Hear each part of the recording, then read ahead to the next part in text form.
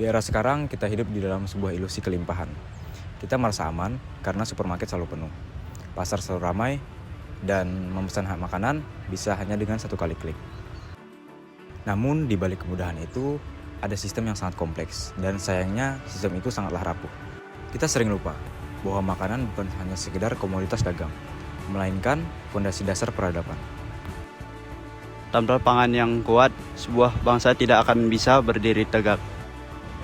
Itulah mengapa bicara soal pangan bukan lagi soal untuk mengisi perut yang lapar, tapi mempertahankan kedaulatan untuk masa depan kita semua. Tapi kenyataannya, fondasi itu sedang digoyang.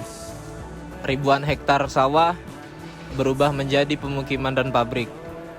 Secara teoritis, ketahanan pangan harus memiliki 3 pilar yang harus terpenuhi. Yang pertama, ketahanan pangan harus bersifat fisik.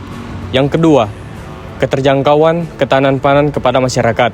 Dan yang ketiga, ketahanan pangan pemanfaatannya harus bergizi dan aman dikonsumsi oleh masyarakat. Tantangannya tidak sampai di situ. Perubahan iklim yang ekstrim dapat menyebabkan tanaman kacau dan gagal panen di mana-mana. Belum lagi masalah global yang mengganggu jalur logistik dunia.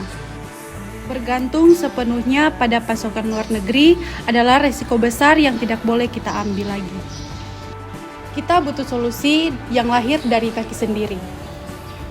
Solusi dimulai dari diversifikasi. Indonesia adalah salah satu pusat biodiversitas terbesar di dunia. Kita memiliki sumber karbohidrat luar biasa selain nasi, yaitu ada singkong, sagu, jagung, dan juga porang.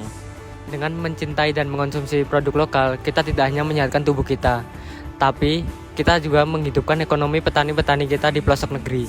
Dan aksi nyata itu dimulai dari meja makan kita sendiri. Stop waste your food.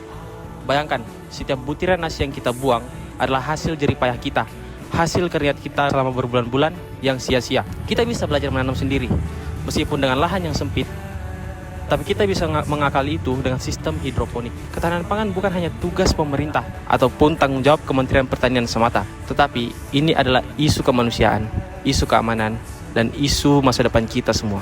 Mari kita jaga ketahanan pangan kita, Mulai dari hari ini, Dari langkah kecil, dan dari piring kita sendiri.